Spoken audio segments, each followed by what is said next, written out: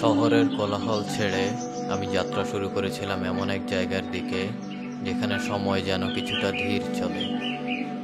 কাপ্তাই হ্রদের নীল পানি পেরিয়ে পাহাড় ঘেরা নদীপথে এগিয়ে যেতে যেতে মন হারিয়ে যায় দূরের সবুজে। এই পথের শেষ মাথায় বিলাইছড়ি। বিলাইছড়ি রাঙ্গামাটি জেলার 10টি উপজেলার মধ্যে একটা।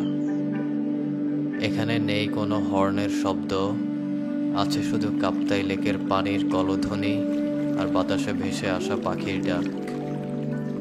এখানে প্রতিটা সকালে ঘুম ভাঙে মেঘে ঢাকা পাহাড় আর কুয়াশায় ছুঁয়ে আসা বাতাসে। কাপ্তাই থেকে যখন আমরা বিলাইছড়িতে রওনা দেই তখন মুষলধারে বৃষ্টি হচ্ছে। আমরা কাপ্তাই থেকে বিলাইছড়িতে যাওয়ার জন্য একটা লোকাল নৌকাতে উঠলাম লোকাল মানুষদের সাথে।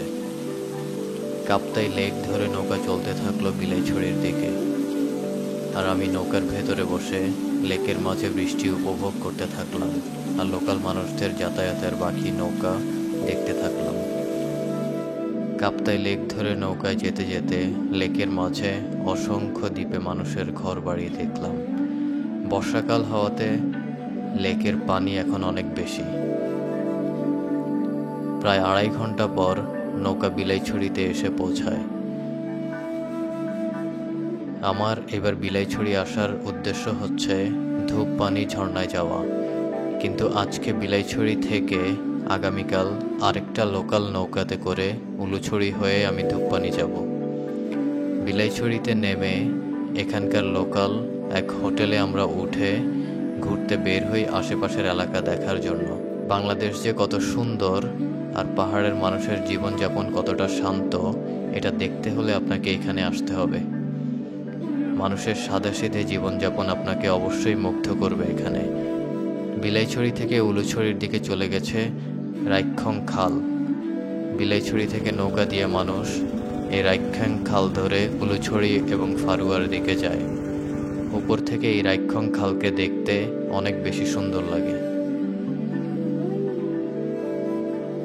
বিলাইছড়ির লোকাল এলাকায় আমি এক বিকেল লোকাল মানুষদের সাথে সময় কাটাই, দেখার চেষ্টা করি তারা কিভাবে জীবনযাপন করে। এখানকার মানুষের জীবনযাপন অনেকটাই সাদাসিধে। বিকেল হওয়াতে মানুষ একসাথে দোকানে বসে আড্ডা দিচ্ছিল, যে যার মতো জীবন উপভোগ করছিল। আর কিছু মানুষ মনের সুখে তামাক টানছিল ধাবাতে করে। দেখে মনে হলো আমাদের শহরের মানুষের জীবনে অনেক কিছু না পাওয়ার হাহাকার, কিন্তু এখানের মানুষ যেন অল্পতেই সন্তুষ্ট। বিলাইছড়ির এই প্রকৃতির কোলে লুকানো এই নিঃশব্দ সুন্দর জায়গায় আমি যেন নিজেকে আবার খুঁজে পেলাম।